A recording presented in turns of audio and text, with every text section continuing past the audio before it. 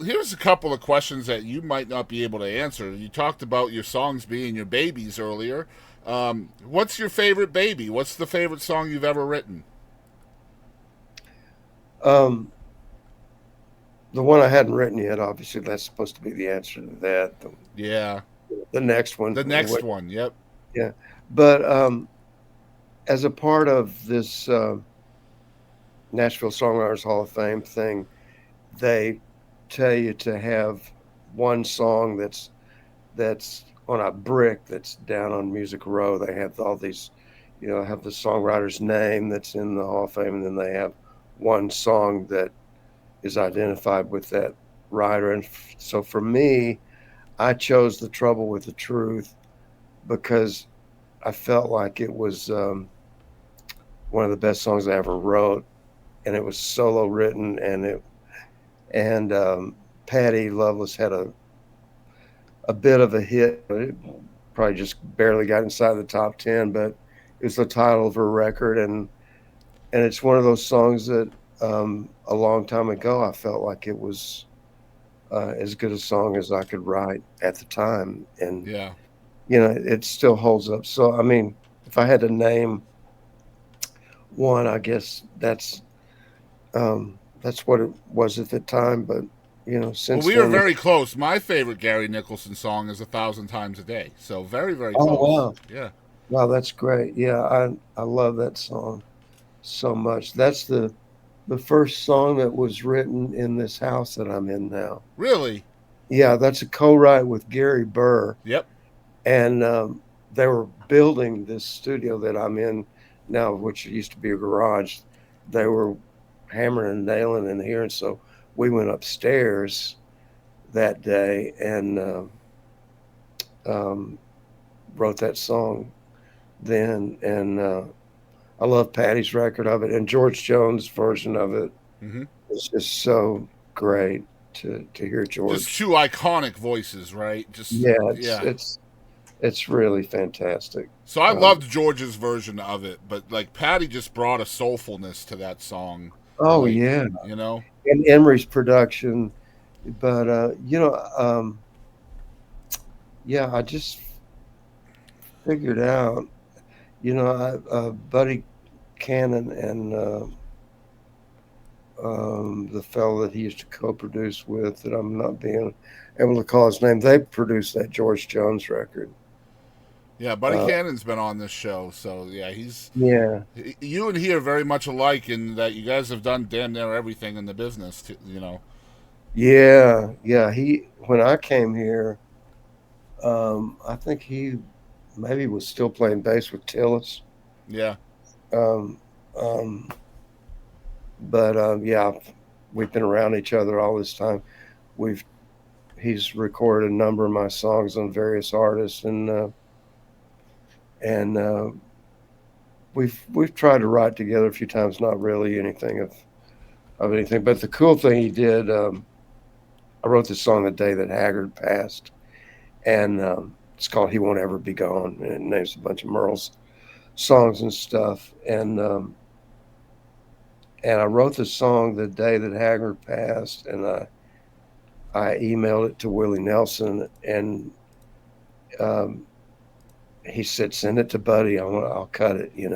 Wow. And I sent it to Buddy, and he had me come and sing the scratch vocal when they recorded it, and it was really a great experience Wow. because it Yeah. was, you know, Willie singing about Merle, and anyway, Buddy's really a skilled record producer, Incredible. Incredible. and Yeah.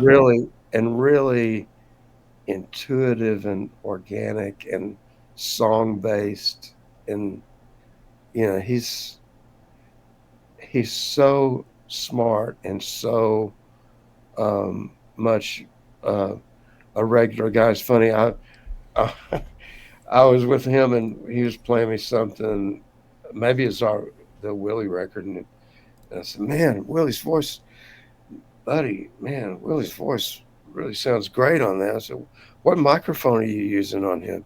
And he says, "Oh, it was either that brown one or that black one." Yep, that sounds like Buddy. Yeah, Yep. no mention of a 414 or U 87 or Yeah, that's like giving away your favorite fishing spot, right? yeah, yeah, yeah. Kind of in the same vein, you may not answer this one or give me a PC answer, but who was your favorite co-writer? Oh God. It's got to be tough to choose one, right? Yeah, I mean, because of I think Delbert's just I might as well just admit it that Delbert's just my best friend.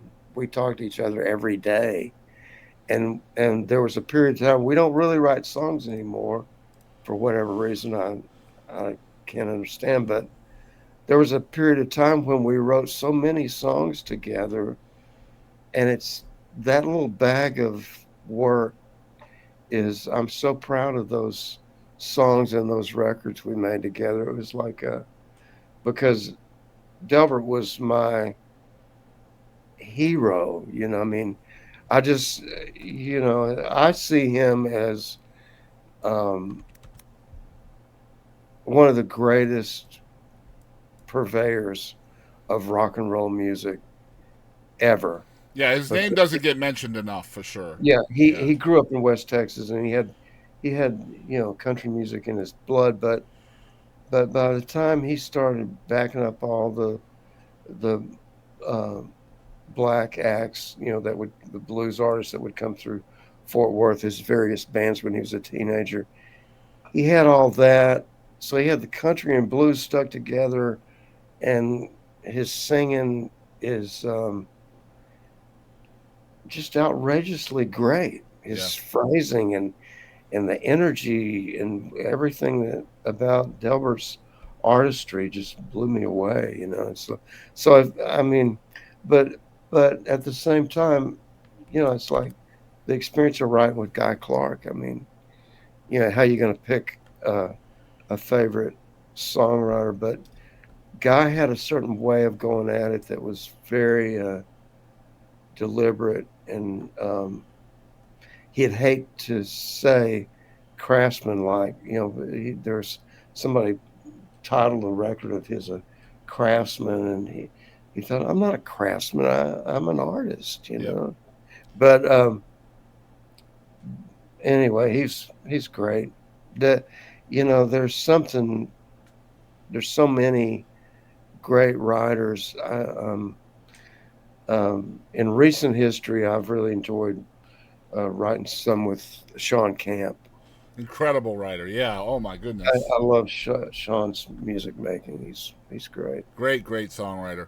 I feel like I've been very blessed to have talked to hundreds of songwriters on this show, and there's to me as a fan of music, there's two different sides of the creative process. There's the actual writing of the song, and then there's the recording of the song. And you've been real prominent in both sides of that. So, first of all, when did you start really getting involved in producing? Was that with Delbert McClinton? Yeah, really. Yeah, So really, you were doing both sides of the creative process with Delbert early on, the songwriting and the producing, right? yeah, and I think because of Emery including me as a producer on that first record, then when Emery was out of the picture and we were writing all the songs together anyway, and um, you know, um, it just seemed like a very natural way to go at producing records. I'm not a guy that is going to dictate what everybody plays and program drums and one of those kind of. I'm the kind of guy that, as a record producer, I'm interested in putting people together that are going to interact with each other Yeah.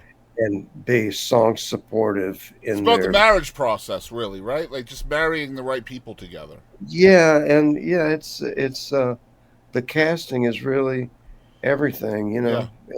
and in this town, you've got all the greatest musicians on earth, and you know what everybody can do, and you know how somebody's really gonna react Hmm. on a session after having done a bunch of demos with various players and getting to know what everybody's um, style is and strengths. So like, if you know who to call, you can pretty much know that they're going to bring. Um, if you let the musicians loose, they're going to show you the way Yeah. it ought to go. It's just And if about knowing what tools you have in your toolbox, right? yeah, and I mean, you got to know that you've got to you you can trust your own plans and instincts going into making a record, but I think it's a valuable thing to be able to put real talented people together and encourage them to express themselves in the music making and try to, the last thing you want is a musician on a session that you put a chart in front of them and play a demo and it's got the part you want him to play Yeah. on it. I hate that. Yep. So So yeah, I don't think of myself as, I mean, I've learned to be a record producer by the doing of an outrageous amount of demos and and then being on playing enough sessions and being around enough sessions and music making and studio. It's everybody just comes to the same logical conclusions mhm. mostly, Yeah. you know.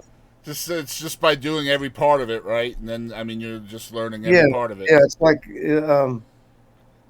um, the thing is, there are times when you know you're the producer, and so um, maybe you know not everybody agrees with you, but you're the decider, Hmm. and you're the guy that gets to say that's a really good idea, but we're going to use my idea Yeah, because honesty's important, isn't it? Like you have to be yeah, willing to be the good guy and the bad guy, right? yeah. I mean, bad guy doesn't come up very often, That's but occasionally it's just. But the thing is, all these incredible players that played a million sessions, yeah. and they know Hmm. it's the unwritten rule that they're there to serve, and the producer's there to serve too. Everybody's after the same thing. Sure.